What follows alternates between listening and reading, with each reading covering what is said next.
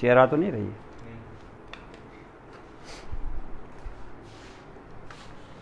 Okay now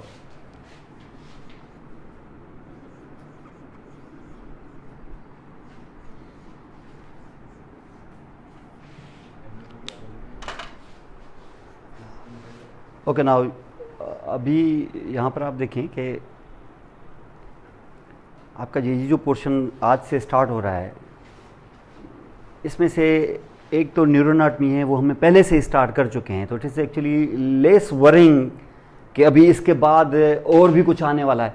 हम वो पहले से स्टार्ट कर चुके हैं, उसके बड़े हिस्से आएंगे अभी ऐसे नहीं कि हमने न्यूरोनाटमी में अभी सिर्फ हमने gross features of brain stem ही किया हुआ है। इसकी असल स्टोरी तो शुरू होगी जब हम इसको अंदर से देखेंगे। और लेकिन इतना पता है कि हम वो रीजन पहले से हम स्टार्ट कर चुके हैं उसके साथ हार्ट क्लासेस। वरना क्या होता है कि हेड एंड नेक में अब यूनिवर्सिटी में ऐसे होगा कि हेड एंड नेक हम पहले करेंगे, ये हेड एंड नेक हम ख़त्म कर चुके होंगे जब, then the neuroanatomy will start there, वहाँ ऐसा होगा। लेकिन यहाँ पर हम इस बीच के अंदर जहाँ जहाँ मुझे लगेगा कि अब न्यूरोनाटमी के एक क्लास में पुटअप कर सकता हूँ, तो वहाँ हम वो भी करेंगे। By the time we will actually finish this head and neck, probably 6 to 7 more classes of neuroanatomy will have been completed by that time. 6-8 कर चुके हैं, 6-7 और इसमें ऐड करेंगे। तो जहाँ पर हम रेगुलरली यूनिवर्सिटी के साथ जब हम न्यूरोनाटमी स्टार्ट करेंगे, तो हमारी कोई 15-16 क्लासेस न्यूरोनाटमी की ऑलरेडी यहाँ हो चुकी होंगी। प्रॉबली शायद हमारा ब्रेन स्टेम सारा ही कंप्लीट हो जाए, और शायद इवन सेरिबेलम भी। लेकिन जब आप बात कर रहे हैं ना हेड एंड नेक की, या आपको पहले ही पता है कि हम किसी भी रीजन को जब हम स्टार्ट करते हैं ना, उसकी हम स्टार्ट हम हमेशा ऑस्ट्रोलॉजी से करते हैं। ये मेरा कम से कम आपको पता है कि शुरू से 2 रीजन आप मेरे साथ कर चुके हो, 2-3 बल्कि, क्योंकि अभी जो हमने रीजन स्टार्ट किया था उसमें बोन थे ही नहीं, तो हम ऑस्ट्रोलॉजी में क्या स्टार्ट करते? उसमें बोन ही नहीं था, ऑलमोस्ट बोनलेस रीजन है। अगर है भी कुछ तो लंबर वर्टिब्री, उसमें से एक वर्टिब्रा कर दो। तो बोन्स तो एज सच है ही नहीं एब्डोमेन में। पेल्विस में है, लेकिन पेल्विस के सारे बोन्स ऑलमोस्ट हम लोअर लिम्ब में कर चुके होते हैं। दो अब हिप बोन में बैठ के क्या करना है यहाँ पर? सेक्रम है, वो तो थोड़ा बहुत वैसे ही हो जाता है, 10-15 चीज़ें उसकी वैसे ही डिस्कशन में हो जाती। लेकिन ये जो खास तौर पे लिम्ब्स थी, उसमें हमने सबसे पहले बोन्स किए थे। वहाँ अगर आपको बोन्स न कराए जाएं तो मसल्स आपको समझ में ज़ाहिर नहीं आएंगी। यहाँ पर बोन्स का यानी ऑस्टियोलॉजी का करना, ये आपकी यूँ समझ लो कि मजबूरी है, इंडिस्पेंसिबल है। आप हेड एंड नेक मेरी तरफ से स्टार्ट ही ना करो जब तक आपको उसकी ऑस्टियोलॉजी नहीं आ रही। जहाँ पे जो चीज़ें मुश्किल होती हैं ना, वहाँ पे कुछ कुदरत आसानियाँ वैसे ही पैदा कर देती है। उन मुश्किलों में अंदर छुपी आसानियाँ होती हैं। जैसे ये हेड एंड नेक है ना, दिखने को बड़ा कॉम्प्लिकेटेड रीजन है, और है भी। ऐसा नहीं है कि मैं आपको ऐसे आसरा दूंगा, नहीं ये तो बहुत आसान हो सकता है, ऐसा नहीं है। ये बड़ा डिफ़िकल्ट रीजन है, चैलेंजिंग है। मेरे लिए इसमें अट्रैक्शन क्या है कि जितना मुश्किल है उतना आसान हो सकता है। मेरे लिए अट्रैक्शन जैसे ब्रेन में है, वैसे इसमें भी है। और इसकी बिगिनिंग आप यहाँ ऐसे होगी कि आपको उसको स्टार्ट करना जो है ना, ऐसे नहीं कि मैं कोई बड़ा कोई 30 मार खान हूँ और मेरे कहने पे ही चलो तुम। इसलिए क्योंकि हमारी ये चोटें खाई हुई हैं जब हम लोग स्टूडेंट थे, और उसके बाद हमें कैसे पढ़ना है ये सलीका आते आते भी हमें बरसों लगे हैं। और मुझे एक रफली अंदाज़ा है कि मैं हेड एंड नेक कम से कम कोई 40 से 50 टाइम्स, अभी मुझे पता नहीं है, एक साल तो ऐसा था जिसमें मेरे पास BDS के कोई मेरा ख्याल है कोई 8-9 ग्रुप एट अ टाइम चल रहे थे। यूनिवर्सिटी भी चल रही थी और यहाँ पर MBBS के स्टूडेंट्स भी मेरे पास 3-4 ग्रुपों में थे। तो उस साल मैंने कोई कम से कम हेड एंड नेक कोई 15 दफ़ा पढ़ाया था एक साल में। उसके बाद तो 4-5 ये मिलाओ तो मैं कम से कम 60-70 दफ़ा पढ़ा चुका हूँ हेड एंड नेक। और ऐसे नहीं कि 60-70 दफ़ा पढ़ाने के बाद मुझे होश आया, नहीं, इस बीच में मुझे कहीं अंदाज़ा हुआ है कि इसको दरअसल ऐसे नहीं पढ़ना है जैसे स्नेल में लिखा हुआ है। उसकी अपनी मर्जी है, वो अपने बच्चों के लिए उसने लिखा है, हमारे लिए नहीं लिखा है। वो स्नेल लिखने के टाइम पर उसको हम नहीं थे जहन में कि पाकिस्तान में भी कुछ स्टूडेंट्स हैं उनके लिए भी मैं लिखूं यहाँ पर, ऐसा कुछ नहीं है। वो अपने स्टूडेंट्स के लिए लिखा है, और हम क्योंकि हम लिखते नहीं हैं ज़्यादा, इसलिए हम उनकी किताबें उठा लेते हैं। और वो टोटली कंफ्यूजिंग है एक तरह से देखा जाए तो।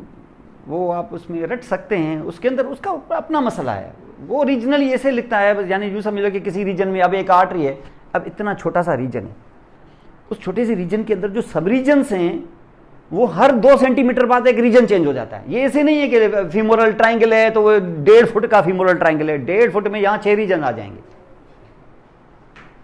ब्रेन से कोई आर्टरी, जैसे फॉर एग्जांपल क्रेनियल कैविटी है, यहां से कोई नर्व उठेगी तो सारी नर्व इधर ही से क्रेनियल होंगी, तो वो जैसे यहां से ट्रेवल करेंगी तो सिर्फ क्रेनियल कैविटी में घूमते ही 2-3 रीजन्स क्रॉस कर देंगे, क्योंकि हमें यहां पता है कि ये एंटीरियर क्रेनियल फोसा है, ये मिडिल है, तो ये पोस्टीरियर है। हो सकता है 2 रीजन्स को क्रॉस करें। चलो तुम दोनों कहो क्रेनियल कैविटी कह लो, बोलो सर क्रेनियल कैविटी, चलो यहां से जब निकल के आ गई बाहर, तो निकलने के साथ आप यहां पे देखें कि इसके अंदर ही जैसे कैविटी है, तो कोई आपकी कोई नर्व जो है वो फोसा में यानी कैविटी में होगी, आखिर बाहर भी तो निकलेगी, तो उसका कोई रीजन होगा ऐसे, जैसे ये एक बोन है, इस बोन के अंदर एक बिल्कुल कैनाल है, यानी इसमें आप यहां पे देखोगे कि एक कैनाल है, यहां पर आ रहा है, सही कुछ आ रहा है ना इस जगह पर, थोड़ा ऊपर, ठीक है जी। तो यहां पर ये कैनाल है, इस कैनाल के अंदर जो है ये नर्व जाएगी। अब जब कैनाल के अंदर नर्व जाएगी तो अभी क्रेनियल कैविटी से निकली नहीं है, इसका मकसद है कि कैनाल में, क्रेनियल कैविटी में होगी, फिर कैनाल के अंदर होगी, और कैनाल के अंदर पता चलेगा कि कैनाल के अंदर ज्यादातर आपका ईयर होता है। ये फेशियल नर्व की बात बता रहा हूं, जैसे फॉर एग्जाम्पल ये जो कैनाल है इसके अंदर, और इसके अंदर ये जो एरिया है इसके अंदर आपका ईयर है। ये ईयर जो आपको ये नजर आ रहा है ना, ये दिखावे की चीज है सिर्फ, असल ईयर, असल हकीकत इसके अंदर है। मिडिल भी इसमें है, इनर भी इसके अंदर है, ये सारा ईयर इसमें छुपा हुआ है, और इसमें छुपे हुए इस ईयर के साथ खेलती है आपकी फेशियल नर्व जब तक वो निकल के बाहर ना आए। तो इसका मकसद है कि ईयर के साथ उसका बड़ा इंपॉर्टेंट रिलेशन हो जाएगा, और जैसे ये बाहर निकलेगी तो फिर पता चलेगा इधर पैरोटिड रीजन है हमारा।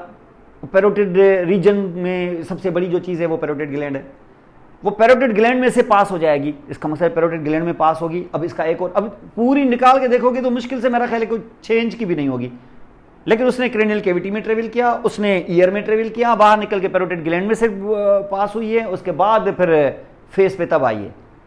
ये तो मैं इस आर्टरी की लाइन ऑफ ट्रेवलिंग बता रहा हूं, इस दौरान अगर उसने कोई ब्रांच दे दी तो वो किसी और रीजन में घुस जाएगी।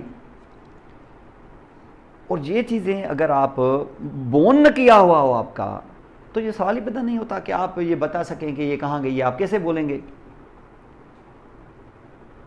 ये चीज इसलिए इंपॉर्टेंट है क्योंकि अगर आपको बोन की इंट्रोडक्शन आ गई, इंट्रोडक्शन मकसद किसी लैंडमार्क्स आ गए यहां पर, तो ऑस्टियोलॉजी अगर इसकी पहले आपको आ गई, उसमें आप भले टाइम ले लो, 1 हफ्ता ले लो, 1.5 हफ्ता ले लो, कोई मसला नहीं।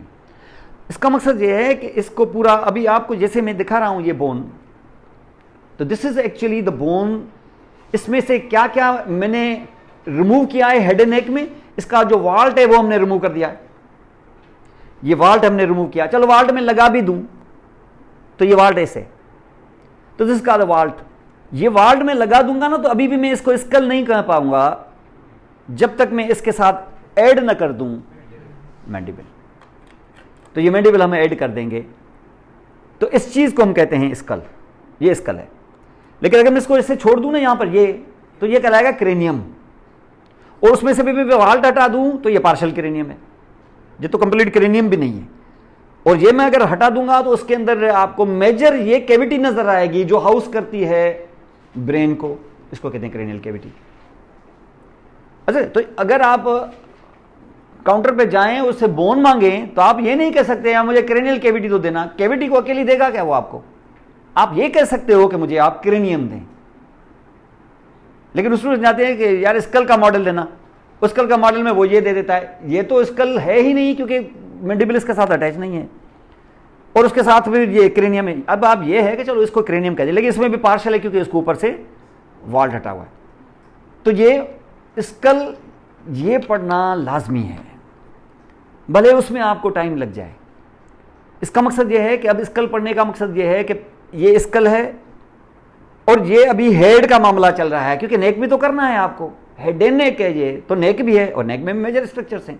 तो उस मेजर स्ट्रक्चर्स में से जो नेक में आपको नजर आता है, फिर स्केलेटन, फिर ऑस्टियोलॉजी का मेजर पोर्शन वो भी करना है, जिसमें से ये है आपका 7 सर्वाइकल वर्टिब्री। आपने कोई मसला नहीं है, एक हम करते हैं, हमारी तो आदत है शुरू से ही, हमारे पास तो 12 थोड़े सीखते हैं, हमें कोई डर नहीं था, हमने एक कर लिया था सिर्फ। लंबर में हमारे पास 5 थे, हमने एक किया, तो सेक्रम में हमने एक नहीं किया क्योंकि सेक्रम खुद ही एक था, क्योंकि वो 5 से बना हुआ था। लेकिन सर्वाइकल में आप ऐसे नहीं है कि आप एक करके घर चले जाएंगे। सर्वाइकल में कम से कम आपको 4 करने होंगे, क्योंकि वो 4 डिफरेंट, इसलिए कि फर्स्ट जो है वो तो दूर से वर्टिब्रा लगता ही नहीं है, वो तो हम देख लेते हैं कि वो वर्टिब्रा है, बोल रहे हैं, उसकी शक्ल से ही वर्टिब्रा जैसी शक्ल ही नहीं है उसकी, वो बिल्कुल डिफरेंट है, एक टिपिकल वर्टिब्रा है। सेकंड वाला वो भी दूर से वर्टिब्रा जैसा दिखेगा जरूर आपको, लेकिन उसके कुछ फीचर्स ऐसे होंगे जो किसी वर्टिब्रा में नहीं है, किसी में भी नहीं, इवन फर्स्ट में भी नहीं है, वो दूसरा वर्टिब्रा है। फिर जो 3, 4, 5, 6 हैं ये एक जैसे हैं, उनमें से कोई एक पढ़ लेंगे, वो हमारी आदत है, वैसे एक जैसे होते हैं तो हम एक पढ़ते हैं, वो टिपिकल है। फिर 7th आते हैं तो वो 7th जो है वो हालांकि टिपिकल जैसा है, लेकिन उनसे थोड़ा सा डिफरेंट होने की वजह से वो भी पढ़ना पड़ता है, क्योंकि ये वो वाहिद वर्टिब्रा है जिसका स्पाइन आप फील कर सकते हो, फील भी नहीं इवन विजिबल भी होता है, इसको हम कहते हैं वर्टिब्रा प्रोमिनेंस, क्योंकि इससे ऊपर वाले वर्टिब्रा जो है उनके आपको फिर स्पाइनस प्रोसेस फील नहीं होते, ये ढके हुए, तो आप कर भी सकते हैं। अभी भी आप देखेंगे नीचे ऐसे आपको ऐसे ग्रूव सी फील होगी और अचानक आपको वर्टिब्रा फील होगा, ये जो फील होगा ना अचानक वो 7th होता है, इसका मतलब ऊपर के 6 वर्टिब्री के आप स्पाइन्स फील नहीं कर सकते। तो आपको फर्स्ट एंड सेकंड वर्टिब्रा करना होता है, फिर 3, 4, 5, 6 में से एक करना होता है और फिर 7th और, तो इसका मतलब 3 एटिपिकल हैं और 4 टिपिकल हैं, उन 4 में से एक करेंगे, तो टोटल मिला के आप 4 वर्टिब्री आप करते हैं। और सिर्फ वर्टिब्री नहीं करते, क्योंकि नेक में एक और बोन भी है, one of the bones probably the only bone that doesn't articulate with any other bone, यानी इसका ज्वाइंट है ही नहीं, तो नेचर ने इधर एक बोन लगाया हुआ है ताकि ये मसल्स को ऊपर से और नीचे से होल्ड कर सके, यानी मसल्स जो ओरिजिन लें अगर अपने पड़ोसी से, यानी अपने स्कल से, यानी मैंडिबल वगैरह से या स्कल के लोअर पोर्शन से, तो इंसर्शन उसको वो बोन दे। अगर ये मसल ओरिजिन लें नीचे के नेबर से, यानी स्टर्नम से या क्लेविकल वगैरह से, तो उसको इंसर्शन दें, यानी एक अटैचमेंट कोई और दे तो दूसरी अटैचमेंट जहां से मिले उसको, तो नेचर ने यहां पर उसको दिया हुआ है। 4 मसल्स इसके नीचे से आते हैं और 4 मसल्स इसके ऊपर से आते हैं, और इस बोन का नाम है द हायोइड बोन। ये नहीं जो आपको नजर आ रहा है ये कार्टिलेज है, क्योंकि प्रोमिनेंट ये होता है ना, इसलिए यहाँ ये नहीं, इससे थोड़ा ऊपर इस तरीके से आप हाथ पकड़े ना ऐसे जोर से ऐसे, तो इसकी टिप्स फील होंगी और यहाँ आप देखेंगे तो आपको इसका बोन फील, जिसको हायोइड बोन कहते हैं। ये मुश्किल से मिलता है, उधर भी आपको होगा, स्केलेटन में पड़ा होगा, देख लीजिएगा, यहाँ पर हम उसको बना देंगे हाथ से, इतना कुछ मुश्किल नहीं है, इसको हायोइड बोन कहते हैं। 4 मसल ऊपर से आते हैं, यानी स्कल से और मैंडिबल वगैरह से, जिनको इंसर्शन ये देता है, और इन 4 मसल्स को, क्योंकि वो हायोइड से ऊपर होते हैं, इसको हम कहते हैं सुप्रा हायोइड मसल्स, सुपरफिशियल मसल्स, हाथ लगा सकते हैं आप। और 4 मसल नीचे से आते हैं, कहाँ से आते होंगे? स्टर्नम से, मैंडिबल मिस्टर्ना से, और या क्लेविकल्स वगैरह से, वहाँ से आते हैं और इन पे आके पकड़ लेते हैं इनको हम कहते हैं इंफ्राहार्ड मसल। 4 नीचे 4 ऊपर, और इनके नाम होते हैं इसी हिसाब से। नाम बड़े आसान होते हैं, अगर आपको एनाटॉमी अगर आ रही है तो नाम इतने मुश्किल नहीं होते, बिल्कुल आसान होते हैं। तो हेड एंड नेक के अंदर मैंने बताया कि 2 चीजें यहां पर हम देखेंगे।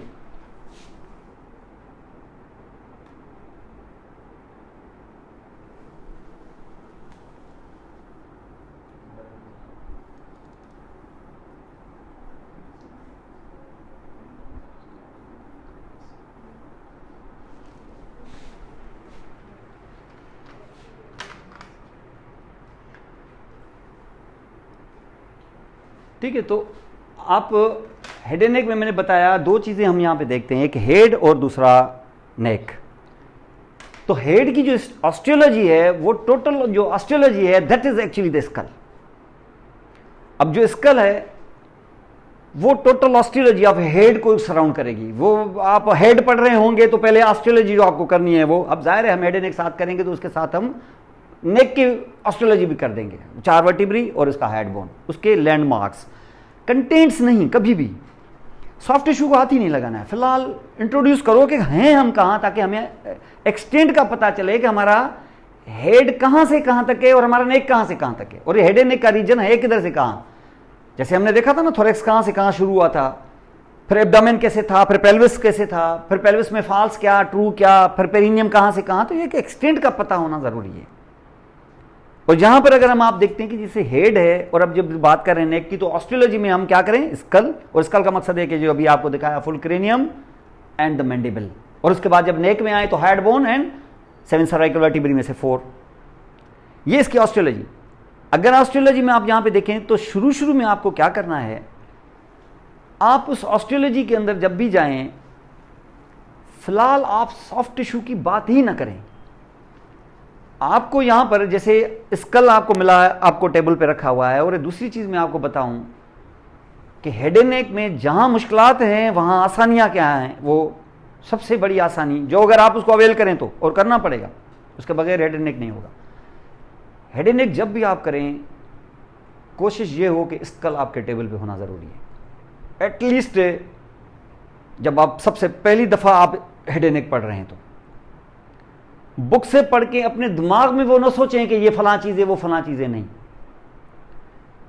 थियोरिटिकली आप अमेरिका की पूरी ज्योग्राफी कर दो, लेकिन आपको आइडिया ही नहीं होगा कि कौन सा रास्ता किधर जाता है। एक दफा आप वहां से घूम के आ जाओ और फिर बैठ के पढ़ें, फिर देखें कि जब आप पढ़ेंगे ना तो आपका माइंड जो है ना उधर घूम रहा, नेविगेट कर रहा होगा, क्योंकि आपने वो विजिबली वो चीज देखी है, वहां से गुजर के आए हैं। तो जब आप हेड एंड नेक की बात करते हो, किसी आर्टरी का कोर्स करते हो इस तरीके से, तो आपने यहां अगर किया होगा, क्रेनियम में अगर आपने किया होगा और उस स्कल में वो देखा होगा, तो वो बात ही अलग है। फिर आपको उसका कंसेप्ट क्लियर होगा। वैसे होगा स्कल टेबल पे पड़ी हुई हो और आप उसको देख के पढ़ें, तो ये लगभग वही है जैसे आप डायसेक्शन करते हो। ये ड्राई डायसेक्शन है एक तरह से, क्योंकि इसमें मल्टीपल जो बोन्स है ना, आप दूसरे में आपने देखेंगे, आप देखे एब्डामेन में आपने बोन दूर दूर से नहीं देखे ना, तो एब्डामेन देखा हमने कर लिया उसको। ये आप ऐसे नहीं कर सकते इसको। इसके लिए टेबल पे स्कल का बंदोबस्त कर दो, दोस्तों से ले लो, ये वो करो, कुछ भी करो। हेड एंड नेक में हमेशा स्कल आपके पास हाथ में होना जरूरी है। अगर कोई टॉपिक हेड एंड नेक का कर रहे हो तो ऑलमोस्ट 90% टॉपिक जो है ना वो स्कल के साथ होंगे। और जब आप स्कल करोगे तो शुरू में जब स्कल पड़ा हुआ है तो बाहर बाहर से इसको करो, इसका फ्रंट का व्यू पढ़ो। लेकिन जब आप ऑस्ट्रोलॉजी कर रहे हो ना, जैसे पहले मैंने बताया हम क्या करते हैं, हम पहले बोन्स कराते हैं, बोन्स के बाद हम फेशा वेशा कराते हैं। अमूमन बेहतर ये है कि नेक्स्ट शुड बी द फेशा।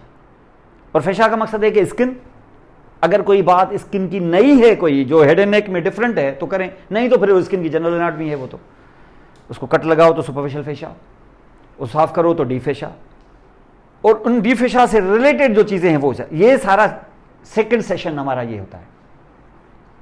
फिर जब उसको रिमूव करते हैं तो हमारा थर्ड सेशन होता है द मसल्स। और मसल जहां से ओरिजिन लेंगे, इंसर्शन देंगे, ये सब कुछ बोन होगा, वो बोन हमारा पहले सेशन में किया हुआ होगा।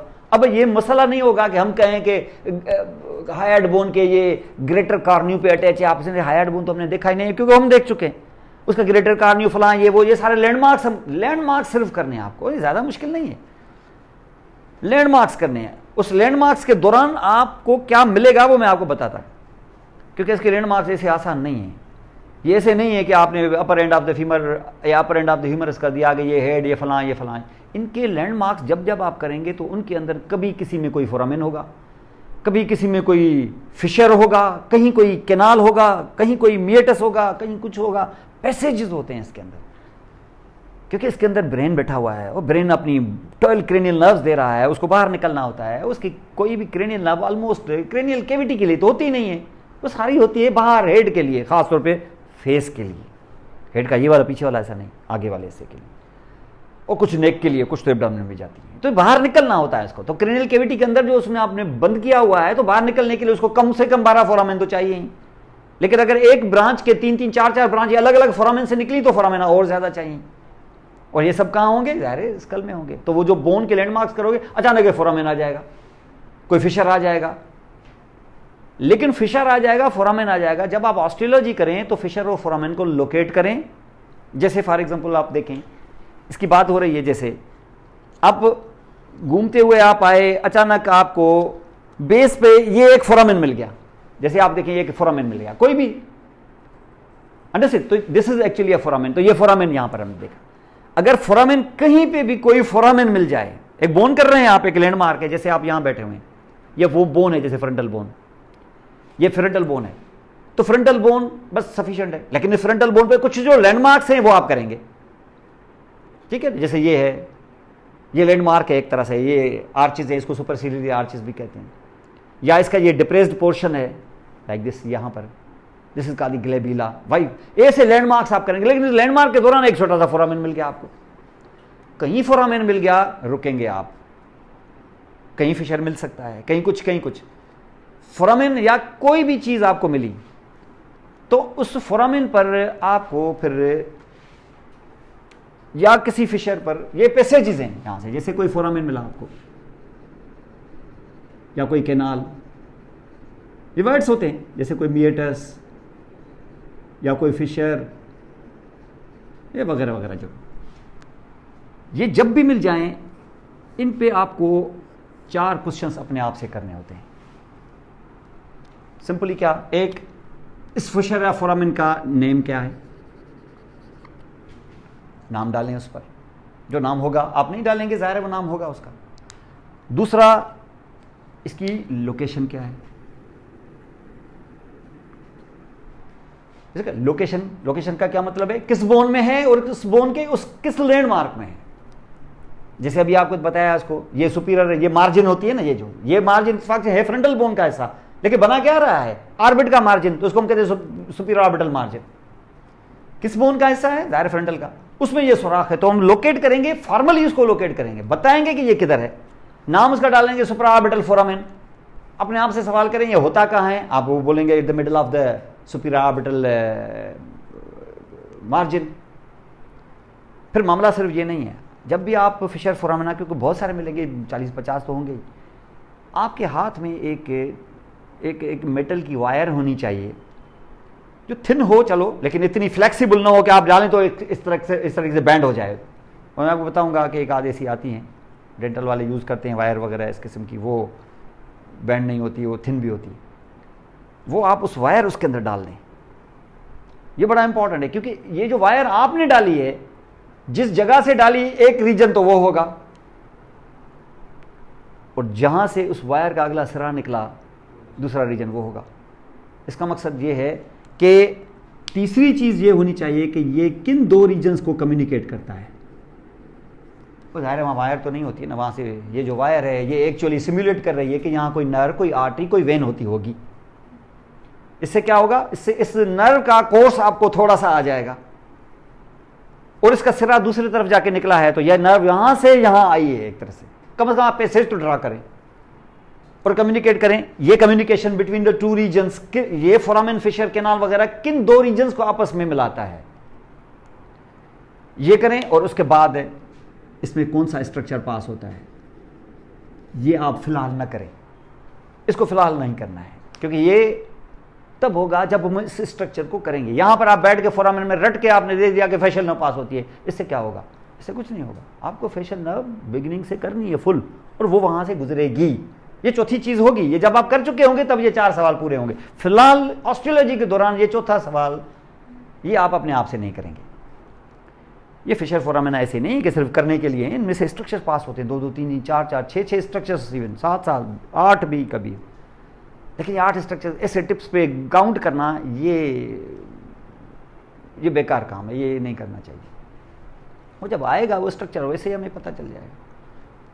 तो ये 3 चीज़ें यहाँ पर इस तरीके से, और चौथी चीज़ जो बाद में होगी ऐड हो जाएगी आखिर में, वैसे ही जब वो स्ट्रक्चर किया जाएगा। तो ये हमें यहाँ पर, तो इसका मकसद ये है कि हमने क्या करना है, हम स्कल को हाथ में पकड़ के पहले उसके फीचर्स देखेंगे, उसके लैंडमार्क्स देखेंगे, और जहां कोई फिशर फोरामेना वगैरह आ गया तो हर एक पर 4 सवाल होंगे, जिसमें से 3 का जवाब हमें देना होगा ड्यूरिंग ऑस्ट्रोलॉजी पार्ट।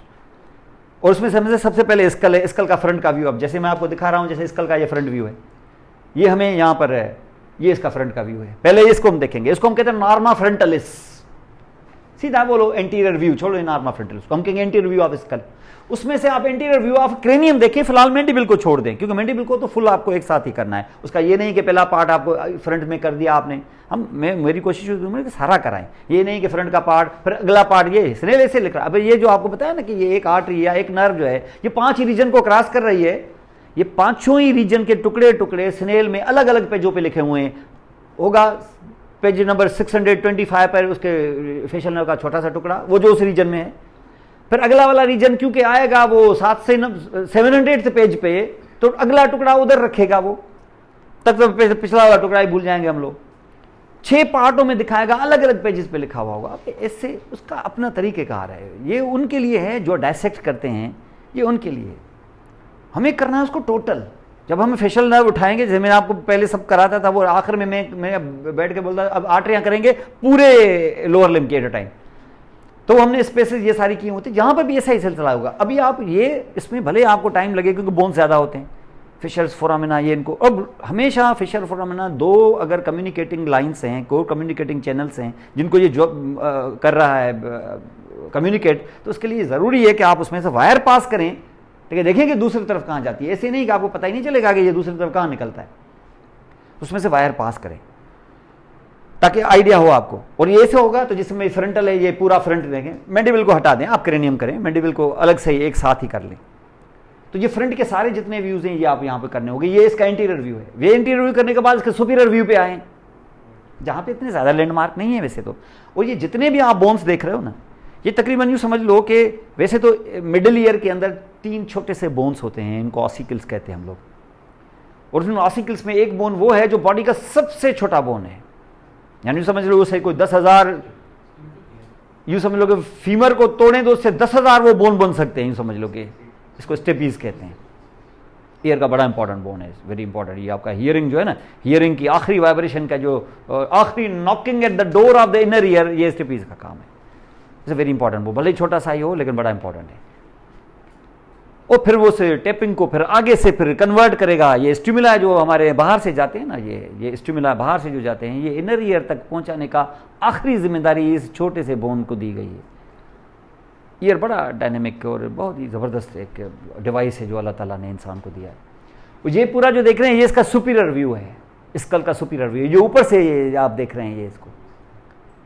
और इस सुपीरियर व्यू को अगर आप अपने किसी किताब को अपने सुपीरियर व्यू के साथ ऐसे टच करें, वो जो आपको हाईएस्ट पॉइंट टच करे उसको वर्टेक्स कहते हैं, highest point of the skull, इसका दी वर्टेक्स। तो इसको हम नॉर्मल वर्टिकलिस भी कह सकते हैं, वर्टेक्स के थ्रू हम देख रहे हैं इसको, ये सुपीरियर व्यू है। और ये जितने भी आप बोन देख रहे हैं 22 बोन्स होते हैं, उनमें से कुछ होते हैं पेयर्ड, जैसे ये अनपेयर्ड है, सिंगल बोन है। हालांकि ये लेफ्ट और राइट हाफ आए होंगे लेकिन बाद में आपको यहां पर कोई जॉइंट नहीं मिल रहा है। ये जो जॉइंट्स हैं इनको हम सुचर्स कहते हैं, ये फाइब्रस जॉइंट्स होते हैं। फाइब्रस जॉइंट्स वो जॉइंट्स हैं जिनके अंदर सिरे से मूवमेंट होती ही नहीं है। कार्टिलेजिनस में फिर भी मूवमेंट होती है, यहां तो बिल्कुल भी नहीं होती। वो साइनोवियल तो बने ही मूवमेंट्स के लिए होते, तो ये फाइब्रस जॉइंट्स हैं। और फाइब्रस जॉइंट वो जैसे टूथ एंड सॉकेट का जॉइंट फाइब्रस है क्योंकि उसमें मूवमेंट नहीं है, और इनको जोड़ रहे होते हैं लिगामेंट्स।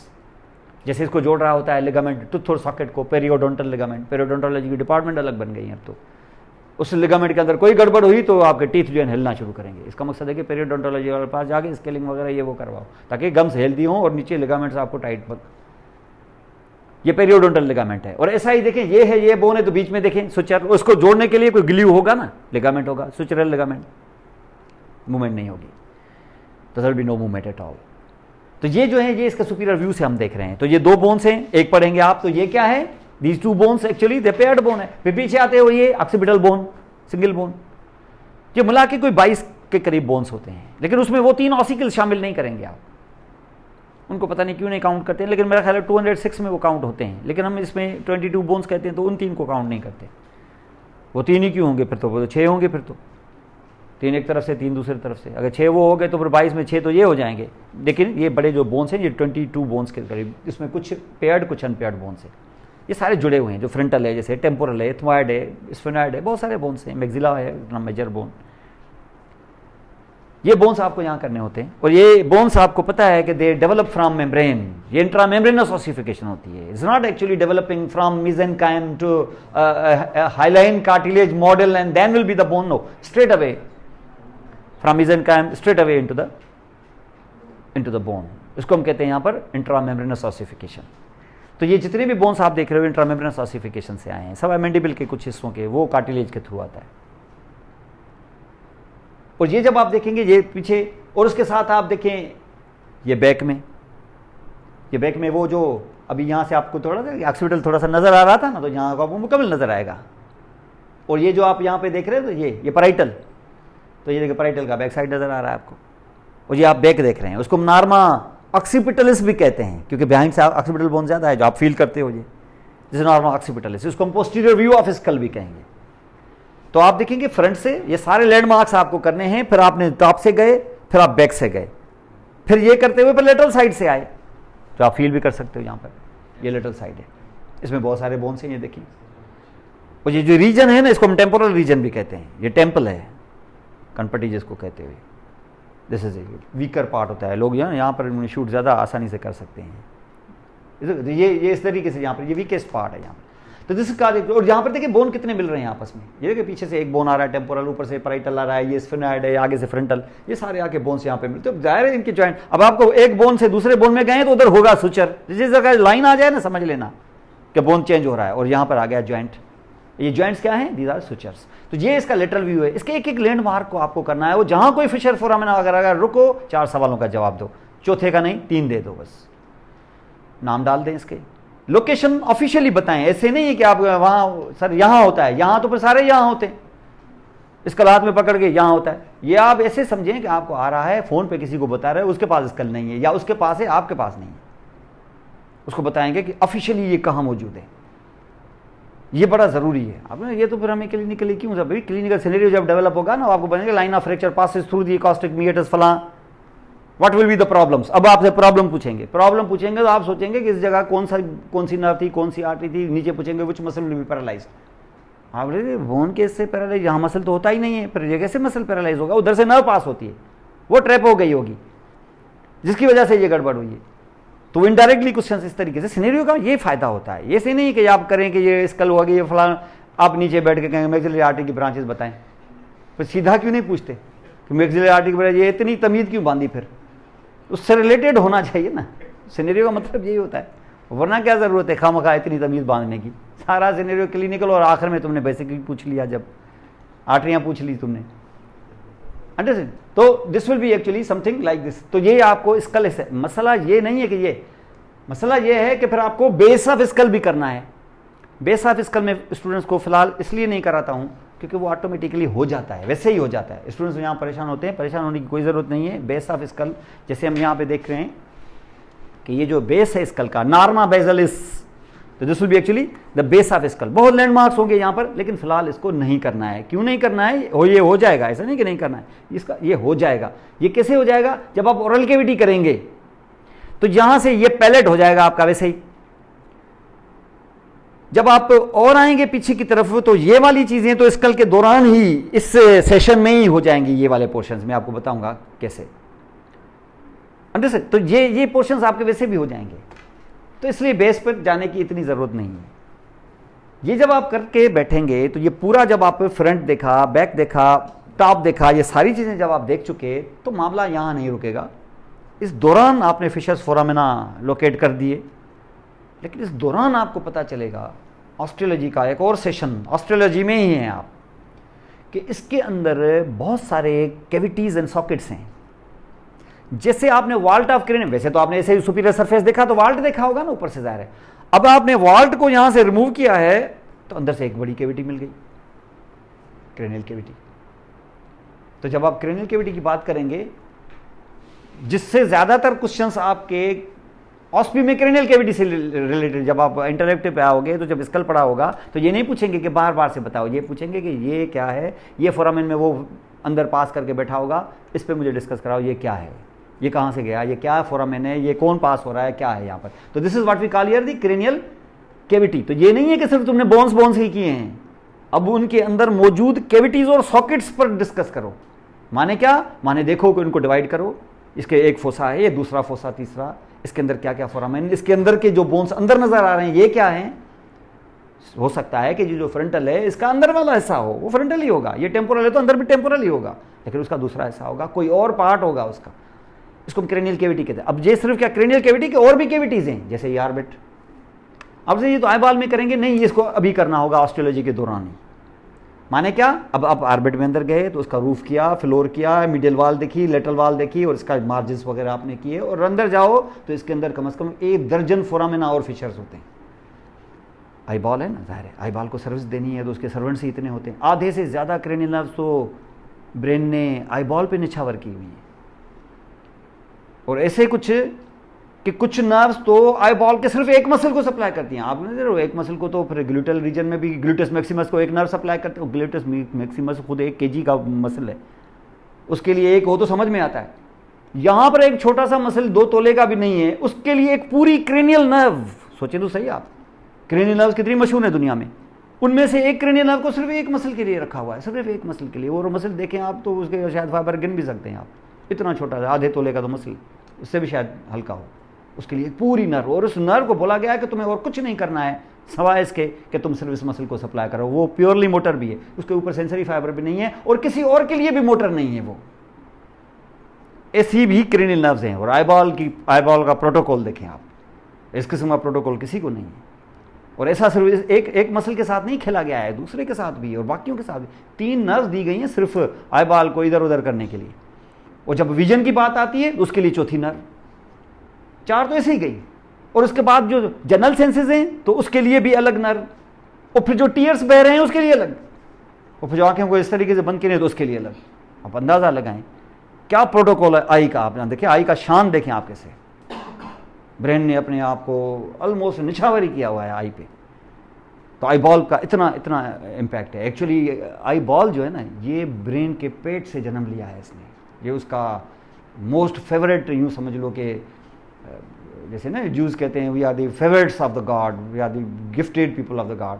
तो ये यूँ समझ लो कि ये ब्रेन का आँख का तारा है एक तरह से। वो आँख तो वैसे ही है वो, लेकिन ये ब्रेन चाहिए, जैसे ना कि एक होता है आँख का तारा, एक होता है ब्रेन चाइल्ड। ये यूँ समझ लो कि ये ब्रेन का ब्रेन चाइल्ड है, और इसने अपनी नर्व्स आधी इसके ऊपर कुर्बान कर दी है। ऐसे ही मतलब आई बॉल का जो जब आई हैं तो ज़ाहिर है उसकी ब्लड सप्लाई भी होगी, और ये सारी जब ऑर्बिट के अंदर आ रही होंगी तो ये पीछे से तो इतने फिशर फोरामेना होंगे ऑर्बिट के अंदर। तो ये ऑस्ट्रोलॉजी के दौरान ही करना होगा आपसे। फिर तो ये भी करना होगा भी ये माउथ के साथ हम करेंगे। ओरल कैविटी तो है ना, वो तो आप कहेंगे वो भी ऑस्ट्रोलॉजी के साथ नहीं, इसको ऑस्ट्रोलॉजी के साथ ना करें, इसको आप पैलेट को भी छोड़ दें फिलहाल, कोई मसला नहीं, ऑस्ट्रोलॉजी में ना भी करें तो चलेगा। ये आप कब करेंगे, जब माउथ करेंगे। जब वो माउथ करेंगे तो ओरल कैविटी भी करें। माउथ और ओरल कैविटी में फर्क है। जैसे यहाँ है आप कहें सर ये ऑस्ट्रोलॉजी है, फिर ये भी करें हम लोग तो नेजल कैविटी भी नहीं, इसको हम नोज के साथ करेंगे, क्योंकि कुछ चीज़ें ऐसी हैं जो फौरन करने की नहीं है। हालांकि ऑस्ट्रोलॉजी में तो इसको नेजल कैविटी को करनी चाहिए, तो टोटली बोन है, लेकिन इसको फिलहाल नोज को और इस चीज़ को आप रहने देंगे। ये फिर जब आगे से सॉफ्ट टिश्यू या विसरा होंगे उसके साथ ये होगा। तो ये पूरा इस तरीके से यहाँ पर मैंने बताया। तो आपको सिर्फ क्रेनियल कैविटी एंड ऑर्बिट ही नहीं, कुछ और भी रीजन्स करने होंगे। जैसे यहां से आप देखें, ये अभी आपको बताया था ना मैंने टेम्पोरल एरिया, तो ये टेम्पोरल एरिया में जब मैं हाथ यहां लगाऊंगा तो आप देखें, जब मैं हाथ यहां लगाऊं यानी यहां से अगर कोई फेशा गुजर जाए तो देखिए ये गैप आ जाएगा ना, इसी इसको हम कहते हैं टेम्पोरल फोसा। इसका मकसद है कि आपको इस दौरान सिर्फ बोनी कैविटीज और फोरामेना और ये सॉकेट्स ही नहीं करने हैं, कोई फोसा वगैरह बन गया ना अगर आपको, वो भी करना है। और ज़्यादा तो नहीं, कम से कम 3 फोसा यहाँ ऑस्ट्रोलॉजी डेवलप होंगे। एक यहाँ जैसे मैं चढ़ाऊंगा ना, ये जो अभी है अभी भी है ये, तो इसमें आप अंदर फिंगर डालेंगे टेम्पोरल फोसा। और जो टेम्पोरल फोसा से आएगा, ये देखें यहाँ से मेरी फिंगर आ गई ना, ये ऐसे आ गई, और मैं अगर इस फिंगर को 90 डिग्री पे ऐसे कर दूं ना, तो मैं कहाँ आऊँगा, बेसाविस्कल पे आऊँगा कि नहीं, फौरी तौर पे किस फोसा से, तो उस फोसा का नाम जो अभी ये बिल्कुल adjacent other next to the temporal fossa आ जाए, बट 90 डिग्री के एंगल पे, क्योंकि इससे तो अगर सीधा मैं जाऊँगा तो मैं तो नेक में चला जाऊँगा, इस 90 डिग्री में, उसका नाम है इंफ्रा टेम्पोरल फोसा। बड़ा इंपॉर्टेंट है, जिसका दी इंफ्रा टेम्पोरल। तो एक फोसा आपको करना होगा टेम्पोरल फोसा, कंटेंट्स नहीं उसके, और दूसरा करना होगा आपको इंफ्रा टेम्पोरल फोसा। बड़े क्वेश्चन आते हैं इस पर। इंफ्रा टेम्पोरल फोसा में आप बोले हमें क्या करना है, आपको वहाँ बैठ के देखना है कि उसकी पोस्टीरियर वाल कौन बना रहा है, एंटीरियर वाल कौन, और उस वाल बनाते बनाते अगर कोई फिशर फोरामेना आ गया तो स्टॉप, ये टोल प्लाजा आ गया है। ये 3 सवालों का जवाब दें, चौथे को पेंडिंग में रखें और फिर आगे बढ़ें। इसका मकसद है कि जब फ्लोर में आएंगे, जब आप इंटीरियर वाल देखेंगे 2-3 फोरामेना होंगे, जब उसके रूफ में जाएंगे तो 1 आध फोरामेना होगा, फिर पीछे जाएंगे तो कुछ होगा, मिडल जाएंगे तो कुछ होगा, लेटरल जाएंगे तो कुछ होगा। और इस दौरान आपको मैं दिखाऊंगा, और ये सिर्फ ऐसे नहीं है कि ये ऐसे आपने कर लिया तो है, वो करना होगा। वहाँ पर वो फिंगर डाल के वहाँ पर आप वायर डालेंगे, पता चलेगा क्या। इंफ्राटेम्पोरल फोसा में बैठ के आप कम से कम 8-10 मोर रीजन्स में एक्सेस कर सकते हो, यानी 8-10 फिशर फोरामेना होंगे यहाँ पर। वो जहाँ से ये सारे क्या, इसका मकसद है कि रूफ जो होगा, वहाँ जो सुराख होगा वो कहाँ से आया होगा, वायर डालेंगे तो क्रेनियल कैविटी से, माना क्रेनियल कैविटी से कोई नर्व अगर आई तो वो इंफ्राटेम्पोरल फोसा में आ सकती है, और यहाँ बैठ के वो तय करेगी कि मुझे कहाँ जाना है, क्योंकि यहाँ से रास्ते जा रहे हैं 10-12, और जो वहाँ से रास्ता एक जाता है अगर ऑर्बिट में, तो दूसरा उसका पड़ाव किधर है, ऑर्बिट में। और ऑर्बिट में बैठ के तय करेगी कि अब जाना किधर है, क्योंकि ऑर्बिट तुम्हारा पहले ही किया हुआ होगा और 8-10 फोरामिना उधर तुमने पहले ही किए होंगे, तो तय हो जाएगा कि ये आर्टरी, ये नर्व, ये फलां, ये किस तरफ जाएगी, उसके रूफ में जाएगी, उसके फ्लोर में, कि मीडियल वाल में, के। अब मीडियल वाल में जो फिशर होगा वो तुम्हारा पहले ही किया होगा, क्योंकि वायर डाल के तुम्हें पता चल गया था कि यहां से जाने वाली चीज नेजल कैविटी में जाती है। अब एक छोटी सी नर्व बाहर निकालोगे, मुश्किल से वो 2 इंच की होगी, उसने क्रेनियल कैविटी में ट्रेवल किया होगा, उसने इंफ्राटेम्पोरल फोसा में ट्रेवल किया होगा, वो ऑर्बिट में आई होगी, वो नोज में आई होगी, और यहां से निकल के फेस में आई होगी। 5 जगहों से वो क्रॉस हुई होगी, निकालो तो मुश्किल से होगी, घूम कर भी चलो 4 इंच की। ये सारी चीज़ें पहले की होंगी, तो उस आर्टरी का, उस नर्व का कोर्स आपको समझ में आएगा। और ये आएगा तब जब टेबल पे ये होगा और इस चीज़ के, इस एरिया से आप गुजर के आए होंगे। ऐसे नहीं कि सिर्फ आपने वो पढ़ा होगा, सिर्फ नहीं, पढ़ा नहीं होगा। अकबर बादशाह के बारे में किसी ने पढ़ा होगा, वो अलग चीज़ है। अगर आप अकबर बादशाह से मिले हुए होते इत्तेफाक से फॉर एग्जाम्पल, तो आपकी फीलिंग ही डिफरेंट होती। फिर बोलते हैं सब जो लिखा हुआ है झूठ है, वो ऐसा था ही नहीं। तो वो इस तरीके से आपसे, अब देखिए जैसे भुट्टो साहब है या जैसे बेनज़ीर है, बेनज़ीर के बारे में सुना होगा, लेकिन जो मिले हैं उससे उनकी फीलिंग डिफरेंट होगी। तो यहां इनसे मिलें आप, इनसे यूं समझ लें, इससे स्कल से गले मिलें, डरे मत इससे, इसको ले आए अपने साथ और अब करीब ले आए इसको और उसमें अंदर चले जाओ एक तरह से। जितना इसको करीब से देखोगे, जितना इसको करीब से करोगे, उतना हेड एंड नेक तुम्हारा खुलता जाएगा। आप देखें ना, हेड एंड नेक में मजा आना शुरू हो जाएगा आपको, और फिर उसकी डिफिकल्टीज आपको कम से कम लगेगी। आप, मैं कहता हूं जितनी मुश्किल है ना, उतना स्कल ने उसको आसान किया है। किसी रीजन का आप देखें, जितना भी कोई भी आप रीजन देखें, ये सहूलत किसी में नहीं है कि आपका पूरे का पूरा रीजन ऐसे आर्टिकुलेटेड स्कल आपकी टेबल पे पड़ी हुई है। ऐसी फैसिलिटी किसी रीजन में मुझे दिखाओ, कहीं नहीं है। या इवन लिम्स में हो भी तो सिर्फ ऐसे 3 बोन 4 बोन पकड़ने से लिम्ब हो जाती है क्या? ऐसे नहीं है। इसमें है कि आर्टिकुलेटेड पूरा रीजन एज सच मौजूद है। सॉफ्ट टिश्यू सिर्फ गायब है जहां से, बाकी सब कुछ मौजूद है, रास्ते मौजूद हैं, सिर्फ आपको फर्नीचर डालना, घर बना हुआ है पूरा, अब सिर्फ इसको डेकोरेट करना है, बस रिनोवेट करो उसको और उसके अंदर डेकोरेशन दो बस। तो यहां से ये भी और ये भी, एक टेम्पोरल फोसा, दूसरा तो स्कल के साथ साथ क्या करना है, फोसा एंड सॉकेट्स में मैंने बताया एक ऑर्बिट है और बाकी तो बस यही ऑर्बिट था। और उसके बाद फोसा में क्या, टेम्पोरल और इंफ्रा टेम्पोरल। लेकिन जो इन सबसे कॉम्प्लिकेटेड है वो इसके अंदर आपको दिखाएंगे। ये आप जो फोसा तो है ही नहीं, ये तो फिशर है, इस फिशर के अंदर ये दिखाएंगे आपको। अभी फिलहाल आप परेशान ना हो। ये पूरा जो है, इसके लिए मैंने ख़ास तौर पे एक स्कल, ओरिजिनल स्कल की कुर्बानी दी है मैंने। इसको यहाँ से हमने काट के इसको बाहर निकाला है, ताकि ये एक और बड़ा इंपॉर्टेंट फोसा है, इसका नाम है टेरिगोपैलेटाइन फोसा। ये टेरिगोपैलेटाइन फोसा, जैसे इंफ्राटेम्पोरल फोसा से कोई 8-10 रास्ते निकलते हैं, तो टेरिगोपैलेटाइन फोसा से भी कोई 10-12 रास्ते निकलते हैं। और फोरामेन, ये फोसा इतना छोटा है कि इसको इस स्कल में तो इवन ट्रेस करना भी बड़ा मुश्किल है। और इतना छोटा है, यानी जैसे ना एक कमरा होता है, बड़ा हाल, और उसके अंदर एक अटैच बाथ हो जैसे, तो उसकी साइज और उसके साइज में जमीन आसमान का फर्क है। ये ऐसा हाल है, पूरा हाल है आपका इंफ्राटेम्पोरल फोसा, उसमें से एक स्लिट है, उससे आप अंदर चले जाते हैं तो ये एक फोसा है, इसका नाम है टेरिगोपैलेटाइन फोसा। फिजियोलॉजी में इसको स्फेनोपैलेटाइन फोसा कहते हैं, लेकिन एनाटॉमी में हम इसको कहते हैं टेरिगोपैलेटाइन फोसा। ये फोसा यानी इसकी बाकायदा इंटीरियर वाल, पोस्टीरियर वाल, इसका रूफ, इसका फ्लोर, इसकी मीडियल वाल, इसकी लेटरल वाल, ये 6 वाल्स जैसे रूम्स की होती हैं, वैसे वहां पे भी देखनी है, करनी है, देखनी है, क्योंकि इन्हीं के वाल्स में से फिर आपको फोरामिना मिलेंगे। कम से कम मेरा अंदाजा है कि कम से कम 1 डजन। इतना छोटा सा एरिया और इतने, तो कितना इंपॉर्टेंट होगा यहां पर। तो ये 3 फोसा, एक ये सॉकेट जिसका नाम ऑर्बिट है, और एक बड़ी सी कैविटी जिसका नाम क्रेनियल कैविटी है। ये 6 चीजें या 5 जो भी, और उसके बाद ये स्कल का पूरा front view, back view, top view, side view, ये सारे जितने भी हैं ये करेंगे। और उसके बाद उसमें अटैच कर देंगे आप मैंडिबल, और वो करेंगे तो हो जाएगा आपका ये हेड का पूरा स्केलेटन या ऑस्टियोलॉजी। अब मुझे आप बताएं, लोअर लिम्ब के तो हमने शायद 2 दिन में ही कर दिए होंगे। यहाँ पर 22 बोन्स हैं, और ये भी नहीं कि इस तरीके से आसान है वो सारे लॉन्ग बोन्स अपर लोअर फला करके हमने यहाँ पे देखो। कम से कम इस पूरे खेल के अंदर हमें कम से कम कोई 30-40 फिशर फोरामिना हो ये मिलते हैं, और हर एक पे हमें 3-3 सवाल करने हैं। तो इसको थोड़ा सा टाइम देंगे ताकि ये आप प्रैक्टिकली भी करके देखो। यहाँ पे बैठ जाओ, थोड़ा पहले आ जाओ, ग्रुप बनाओ, 2-3 स्कल है हमारे, हम उसको डिस्ट्रीब्यूट। स्कल मतलब है आपको तो नहीं मिल सकेगी, स्कल मतलब है कि ओरिजिनल स्कल। मैंने कभी आज तक आर्टिफिशियल स्कल पे नहीं पढ़ा है। आर्टिफिशियल में तो आप यहाँ डालेंगे तो पीछे से फोरामेन बंद ही होगा, सारे फोरामेना बंद होते हैं, बस नज़र आ जाए कि ये है बस।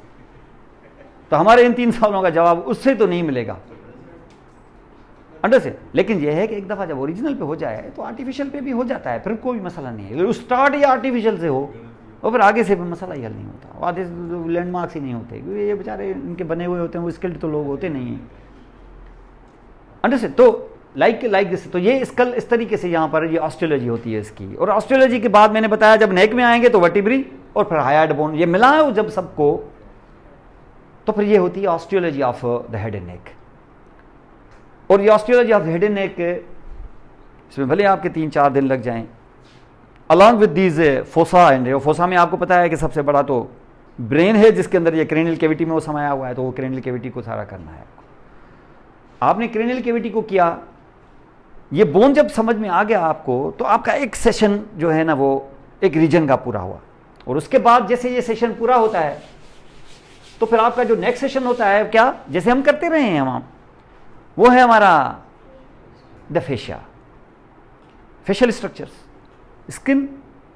स्किन में अगर कोई नई चीज है तो आप करें, फिर आप वो हटाएं तो सुपरफिशियल फेशिया और हटाएं तो डी फेशिया। ये एक सेशन ये है, ये सेकंड सेशन है। और सेकंड सेशन के बाद जो नेक्स्ट है वो हमारा मसल्स है। किसके मसल्स? क्योंकि रीजन 2 हैं, करते हम एक साथ ही हैं।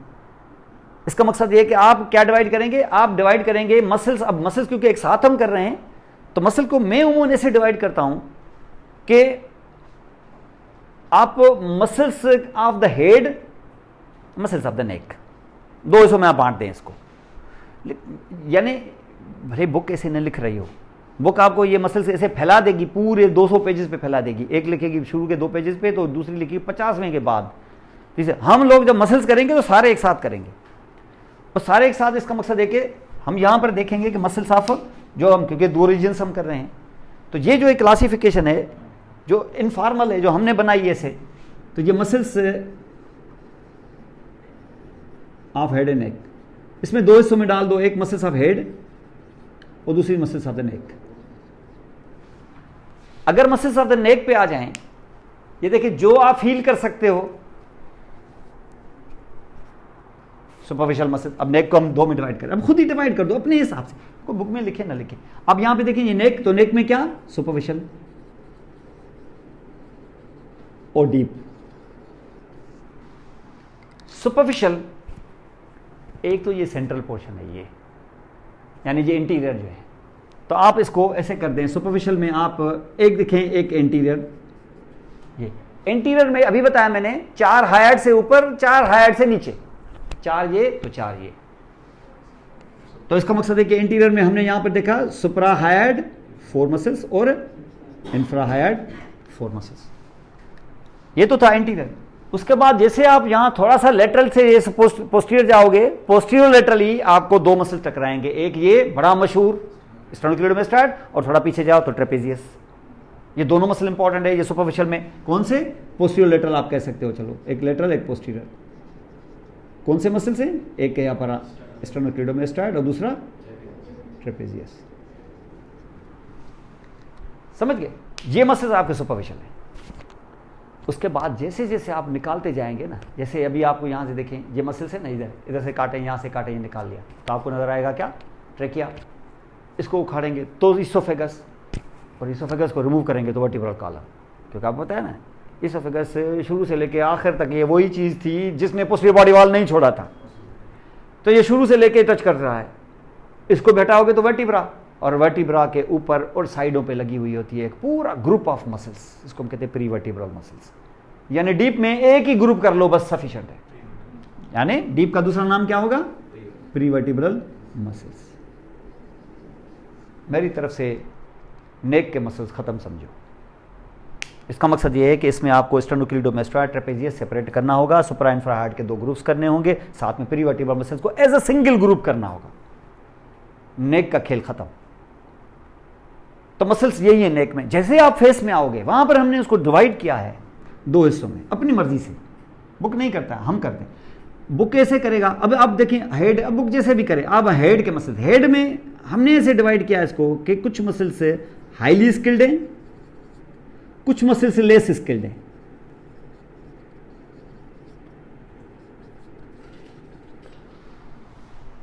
ठीक है, लेस स्किल्ड मसल्स और हाईली स्किल्ड मसल्स। पहले आ जाए हाईली स्किल्ड पे। फेस पे जितने भी मसल्स होते हैं ना, ये सब लेस स्किल्ड होते हैं। फेस के मसल, अभी क्या स्किल होती है भाई? इसमें कोई ऐसी स्किल नहीं है। लिप्स को थोड़ा सा इधर किया, थोड़ा मुंह खोल लिया, थोड़ा इस किस्म की, और क्या स्किल है इसमें? स्किल तो वो है जो हाथ से आपने कोई पेंटिंग बना ली, स्किल तो ये है। ऐसी क्या फेस से आप चीज कर लेते हैं? आपके वोकल कार्ड है, खोला बंद किया, खोला बंद किया, आ की आवाज निकाली, इसमें क्या है? स्किल तो वो है जो आ है तो आ से वर्ड बनाओ, ये स्किल है। वरना आ तो बाय डिफॉल्ट बच्चे को होता है, वो पहले से ये बड़ी चीख निकाल के तो आता है। तो ये आ तो कोई चीज, आ तो जानवर को भी है, लेकिन जानवर वर्ड नहीं बना सकता। वर्ड बनाना स्किल है, वॉइस स्किल थोड़ी है कोई। तो इसका मकसद ये हो गया कि स्किल मसल्स, सारे फेस के मसल्स ऑलमोस्ट, वो जो सारे फेस के मसल्स ऑलमोस्ट लेस स्किल्ड होते हैं, तो वो लेस स्किल्ड 1 2 3 4 5 और 6 ग्रुप। अभी मैं फिलहाल डिवाइड नहीं कर रहा हूं क्योंकि अभी आपने हेड एंड नेक की एम्ब्रियोलॉजी नहीं की। एम्ब्रियोलॉजिकली ये 6 ग्रुप्स हैं, सब में 6 हैं। ह्यूमन बीइंग में 5वां नहीं है। ये एओर्टिक आर्टरीज याद होगी आपको, 5th नहीं होती है। तो ये भी 5वां ग्रुप मसल्स का नहीं होता है, 1 2 3 और 6 होता है। 1 2 और 3 और 6 और ये क्या है? ये ग्रुप ऑफ मसल्स होंगे जो करेंगे हम। उसमें से ये मसल का ग्रुप बड़ा होता है, ये मसल का ग्रुप भी बड़ा ग्रुप होता है, बड़े मसल्स होते हैं, इसमें काफी मसल्स होते हैं। फिर ये जो तीसरा मसल होता है, इसमें मसल ही एक होता है तीसरे ग्रुप में, सिंगल मसल ग्रुप है ये। और फिर जब हम 4th और 6th पे आते हैं, क्योंकि 5 होता ही नहीं है, तो ये दोनों ग्रुप भी बहुत बड़े होते हैं। बड़े का मकसद है कि अच्छे खासे मसल्स होते हैं इनके अंदर, मेरा ख्याल है 2-2 दर्जन मसल्स होंगे इनमें। ये क्या है? सारे अनस्किल्ड मसल्स हैं। इसका मतलब है हेड पे जो मसल्स होते हैं सारे अनस्किल्ड होते हैं? नहीं, 2 ऑर्गन ऐसे हैं जहां अनस्किल्ड से काम नहीं चलता, वहां तुम्हें स्किल्ड मसल्स चाहिए। और एक ऑर्गन तो ऐसा है जिसके उन स्किल्ड मसल को सप्लाई करने के लिए अल्लाह ताला ने 3 सेपरेटली नर्व्स दी, माने आईबॉल। आईबॉल के वो मसल्स जिनसे आप आईबॉल मूव करते हो, उनको हम कहते हैं एक्स्ट्रा ऑकुलर मसल्स। जैसे ना होती है, जैसे एक पपेट होती है जिसके स्ट्रिंग्स होते हैं, और एक पपेट का मांस अपना भी होता है, वो अपना है, वो इंट्रिंसिक मसल्स हैं, वो स्मूथ मसल्स होते हैं जो अंदर होते हैं आई के, वो हमारे कंट्रोल में नहीं होते। लेकिन आई बॉल को मूव करना हमारे कंट्रोल में होता है। इसका मकसद है कि ये क्या, हाईली स्किल्ड में 2 ग्रुप्स होंगे। एक ग्रुप कौन सा? जिसको हम कहते हैं एक्स्ट्रा ऑकुलर मसल्स, और दूसरा कौन सा ऐसा ऑर्गन है जिसमें स्किल से काम चलेगा, इनसे नहीं चलेगा? भले ये 5 दर्जनी मसल्स क्यों ना हो, इनमें से एक भी हमारे काम की नहीं है, टंग। तो दूसरा टंग का मसल। मेरी तरफ से हेड के मसल खत्म, मेरी तरफ से नेक के मसल खत्म। बस यही ग्रुप्स हैं जिनको हम कहते हैं muscles of your head and नेक। इस क्लासिफिकेशन से जाएंगे हम लोग, और इससे क्या होगा, इससे बहुत सारी चीजें खुलेंगी भी और इनसे क्वेश्चंस भी आएंगे, तो आपके और ज्यादा हल होंगे क्वेश्चंस। जब ये मसल्स आपके हो जाएं, तो मसल्स के दौरान आपको पता होगा कि मसल्स के दौरान ही कुछ स्पेसेस भी हो जाती हैं, खुद ब खुद हो जाती हैं, क्योंकि यही मसल्स, एक इधर से आया, एक इधर से आया, जब बन गया क्या, ट्रायंगल। गया था ना, सार्टोरियसिस ने ऐसे क्रॉस किया, एडक्टर लॉन्गस ऐसे किया, दोनों ने क्रॉस करके वी बनाई और ऊपर से इंगुइनल लिगामेंट लगाया, ट्रायंगल बन गया। ये कोई ट्रायंगल हमने कोई अलग से आर्गन से नहीं बनाया, ये हमने जब मसल्स डाले थे तो ऐसे ही। तो यहां पर भी ऐसा ही होगा, मसल्स जब इस तरीके से क्रॉस करेंगे, ऐसे और ऐसे और इस तरीके से, ट्रायंगल बन जाएंगे। ये स्टेनोक्लेडोमास्टोइड के ऐसे जाने से एक ट्रायंगल इसके आगे, एक ट्रायंगल इसके पीछे क्रिएट होगा। तो एक ट्रायंगल जो आगे क्रिएट होगा उसको नाम एंटीरियर ट्रायंगल, जो पीछे होगा तो उसका नाम पोस्टीरियर ट्रायंगल।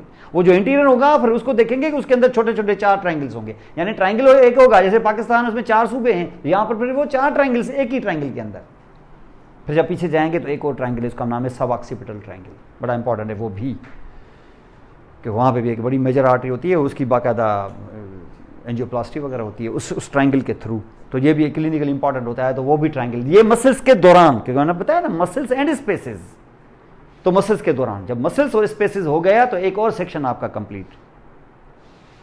ऐसा करने के बाद क्या करना है, न्यूरोवेस्कुलर बंडल्स। रुकें, अभी खेल खत्म नहीं हुआ है, क्योंकि अब ये जब सब कुछ बन जाएगा तो उसके अंदर आप डालेंगे ग्लैंड्स, क्योंकि ये लोअर लिम्ब में नहीं थे, आपको आदत थी कि फौरन न्यूरोवेस्कुलर बंडल्स। रुकें, अब उसमें डालेंगे ग्लैंड्स, क्योंकि जिस स्पेस में, ये स्पेस में सिर्फ न्यूरोमस्कुलर बंडल्स नहीं होते, लिम्स में तो ऐसा ही होता है, यहाँ ग्लैंड्स होते हैं। यहाँ पर आपको कोई आधा डजन ग्लैंड्स मिलेंगे, जिसमें से 3 होंगे एंडोक्राइन, 3 होंगे एक्सोक्राइन। वैसे ज़्यादा होंगे, लेकिन हमारे हिसाब से 3 और 3 का रेशो हम इस तरीके से करेंगे। जैसे आपने एंडोक्राइन में पिट्यूटरी ग्लैंड, आपसे पिट्यूटरी तो क्रेनियल कैविटी में होता है, तो क्रेनियल कैविटी हेड में ही होती है ना, और कहाँ होती है? अब उधर तो ब्रेन भी होता है, हाँ ब्रेन भी होता है, लेकिन ब्रेन का रीजन हमने अलग कर दिया, क्योंकि वो बहुत बड़ा होता है, उसकी बुक ही अलग है, वरना तो हम उसको उसी यहीं कर देते। और जैसे तो एक पिट्यूटरी ग्लैंड है, थोड़ा नीचे आओ तो थायराइड बड़ा मेजर ग्लैंड, फिर थायराइड के पीछे छुपे हुए पैराथायराइड। तो ये 3 जो सेट हैं ये आपके एंडोक्राइन है, और जो 3 हैं वो एक्सोक्राइन और तीनों सेलिवरी। आपसे वैसे लेक्रिमल भी तो होते हैं, ये लेक्रिमल भी होते हैं, लेकिन वो आईबॉल में करना ज़्यादा बेहतर होता है, क्योंकि आईबॉल का स्ट्रक्चर आपको नहीं आएगा तो लेक्रिमल ग्लैंड सेपरेटली आप नहीं कर सकते। ये होता है हमारा ग्लैंड्स का अगला सेशन। अब क्या करें? पाइनियल ग्लैंड ब्रेन का हिस्सा है ना, वो इसका नहीं है, वो ब्रेन का। वैसे तो पिट्यूटरी भी ब्रेन का हिस्सा है। पाइनियल फिर अकेला ग्लैंड समझ में नहीं आएगा, क्योंकि pineal gland is the part of the boundaries of third ventricle. वैसे तो पिट्यूटरी भी, लेकिन पिट्यूटरी को अलग कर सकते हैं आप, उसको अलग नहीं पढ़ सकते आप उसको। तो ये जब ग्लैंड्स आपके हो गए, तो अब आप क्या कर रहे, क्या मूड हो रहा है कि क्या करना चाहिए? नहीं, रुके अभी। अब आ रहा है बड़ा मेजर पोर्शन, वो हैं the 6 big viscera of your head. वो जो होते ही हेड पर हैं, इत्तेफाक से नेक में होते ही नहीं। नेक का तो जो खेल है वो ग्लैंड्स तक ही था, आगे ग्लैंड के बाद तो वो फिर न्यूरोमस्कुलर बंडल ही आएगा। यहाँ पर 6 बिग विसरा, वैसे तो 7 हैं, लेकिन वो जो 7वां है वो ब्रेन है, और ब्रेन के लिए बुक ही अलग है, जिसको हम न्यूरोनाटमी कहते हैं। लेकिन बाकी जो हैं वो 6 विसरा हैं। उन 6 विसरा में ऊपर से आएंगे तो पहला ये आईबॉल, और आईबॉल तो आपको पता है पूरा वार्ड ही अलग है उसका। फिर आईबॉल के बाद यहाँ आएंगे तो नोज, इधर आएंगे तो माउथ, और फिर नोज के पीछे और माउथ के पीछे और नेक के इस जगह से पीछे फिर वो वाइडर चेंबर जिसका नाम फेरेंक्स, और फिर जो लोअर पार्ट ऑफ फेरेंक्स है, अपर पार्ट ऑफ फेरेंक्स से आगे तो नोज था ढकने के लिए, middle part of the pharynx से आगे तो माउथ था, लेकिन लोअर पार्ट ऑफ फेरेंक्स से आगे तो कुछ नहीं है। भाई जो कुछ नहीं है वो बहुत कुछ है, और वो कुछ ये है। कौन? क्या? नहीं, हायर्ड भी, चलो उसको भी ऐड कर लो, लेकिन उसके बाद फेरेंक्स तो पीछे वाला वाइडर चेंबर है, ये थायराइड कार्टिलेज, उसके नीचे क्रिकोइड, कुछ और, इनको मिलाओ तो जॉइंट से साइनोवियल जॉइंट्स, इनको मिलाओ जॉइंट से, मिलाओ उनको मेम्ब्रेन से, रखो उनके ऊपर मसल्स, मूव करवाओ उनको। जब इतना कुछ करवा दोगे तो क्या अभी भी कहोगे क्या फेरेंक्स का इंटीरियर पार्ट नहीं, ये आर्गन ही अलग है, जैसे ये आर्गन अलग, जैसे ये आर्गन, और इस पूरे आर्गन को हम कहते हैं लैरिंक्स। तो इसका मकसद ये है कि 5 आर्गन कौन से हुए?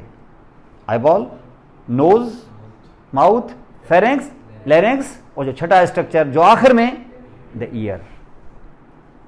अगेन बड़ा इंपॉर्टेंट, ये 6 विसरा जो कितने इंपॉर्टेंट है खुद आप सोच सकते हो। और इनमें से, इन 6 विसरा में से जितने भी विसरा आपने देखे, ये सारे के सारे ईएनटी है, ईयर नोज एंड थ्रोट। बस सिर्फ ये है कि ओरल कैविटी सर्जरी में भी काफ़ी आती है, और दांत उसके लिए उसकी इंस्टीट्यूशन ही अलग, डेंटिस्ट्री।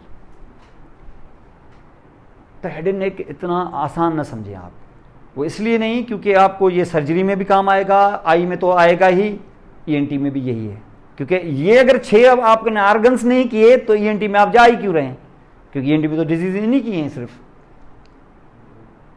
और आई के अंदर सिर्फ एक आई बॉल, फिर आई लिड, फिर उसकी एम्ब्रेला, ये सारा कुछ आगे से, फिर 20 चैप्टर जो आप ऑप्थेल्मोलॉजी में करोगे इसी हिस्से के 20 पार्ट्स, हर हिस्से का अलग, आई लिड अलग, आई बॉल का आउटर वाला पोर्शन अलग, कॉर्निया अलग तो वाइट अलग, फिर अंदर से लेंस अलग, तो फिर इसकी सर्कुलेशन अलग, तो फिर कॉर्निया अलग, ये सारी चीज़ें एक एक अलग अलग चैप्टर, फिर उसकी नर्व अलग, फिर उसका।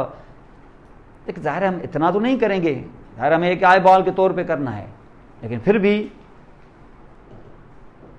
आई बॉल पर यूट्यूब पर मेरी कम से कम 7 क्लासेस हैं, मैंने छोटी छोटी करके बनाई हैं, शायद 30-30 मिनट, 40-40 मिनट की, लेकिन फिर भी मिलाओ तो कम से कम 4 घंटे की हो जाती है।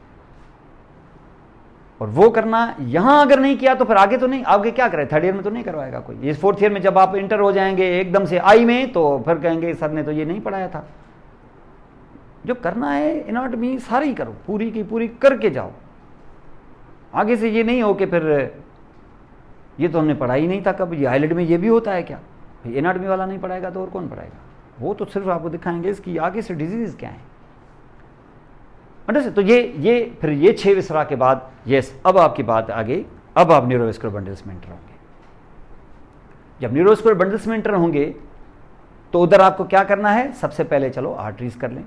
आर्टरियाँ ज़्यादा नहीं है, 2 ही आर्टरियाँ हैं, फिर भले उसकी 2 दर्जन ब्रांचेज हों, ये और बात है। अब यहाँ से एक कॉमन कैरोटिड, फिर उससे उठाओ तो एक्सटर्नल इंटरनल, फिर उसको फैलाओ कहाँ, इस पूरे आर्गन्स के अंदर जो आपने पहले किए हुए होंगे। अब इनको घुमाओ, एक ही साथ बैठ के सब क्लेव इनको घुमा के जाओ, उसे सारी ब्रांचेस घूम के ले आओ।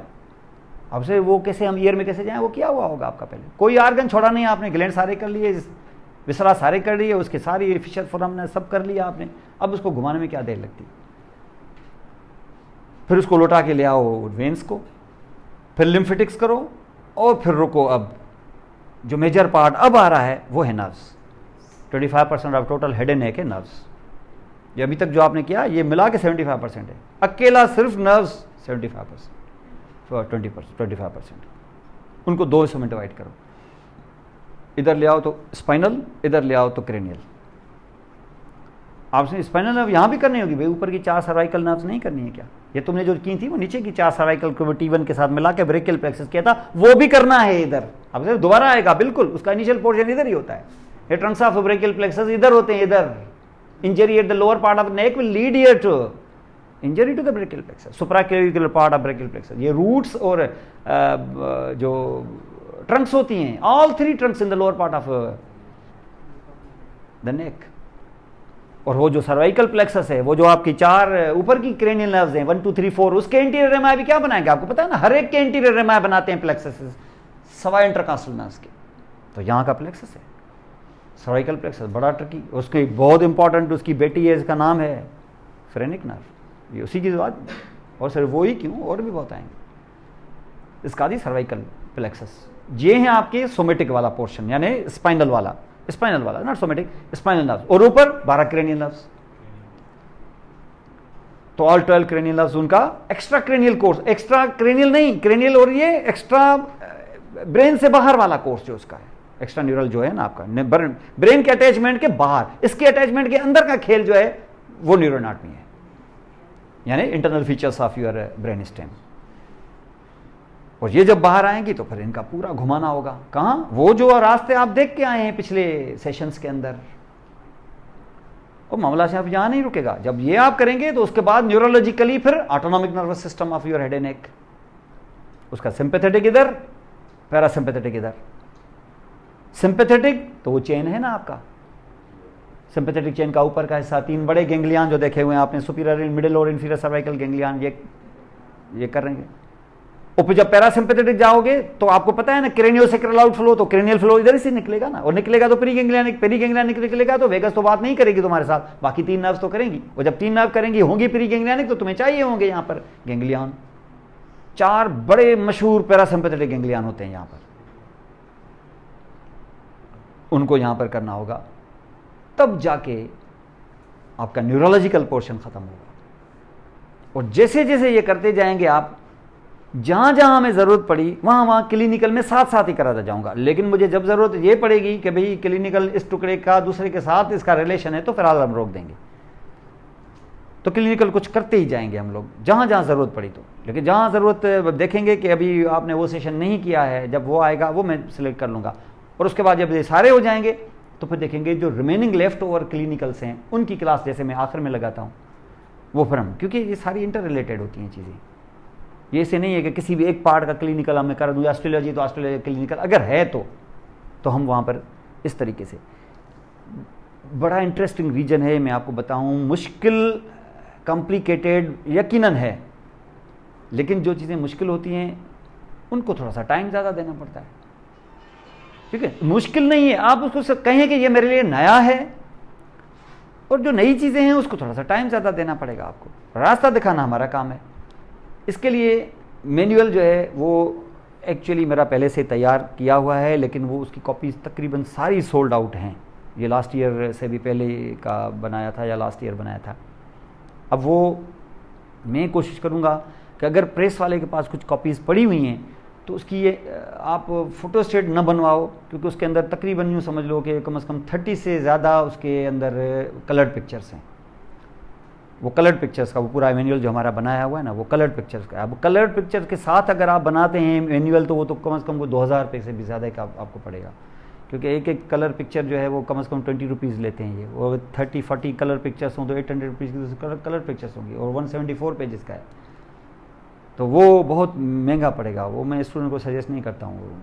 मैंने कहा है उसको कि अगर तुमने कुछ कापियाँ अपने पास रखी थी या इस किस्म की, तो कम से कम मेरे मेंबर्स को कम से कम 10-15 कापियाँ निकाल लो कहीं से, अगर है तुम्हारे पास। तो नहीं है तो फिर ठीक है, तो कोशिश करेंगे कि वो उसके पास हैं तो फिर उसको हम पेमेंट कर देंगे, पर वो हमें फ़ोटोस्टेट की कीमत में ही हमें दे देगा। वो है तो बहुत अच्छी चीज़ है, क्योंकि उसके अंदर एक वेटलेस वाला काम हो जाएगा एक तरह से। उसके अंदर 30-40 पेजेस, सारे कलर पेजेस जितने भी हैं, कलर पिक्चर्स जो स्नेल के अंदर हैं वो सारी उसके अंदर है, कलर पिक्चर्स है। वरना तो फिर फ़ोटोस्टेट होगा ज़ाहिर, मैं अगर सॉफ्ट कापी दूंगा भी तो वो फ़ोटोस्टेट में हो जाएगी, फिर ब्लैक हो जाएगी सारी।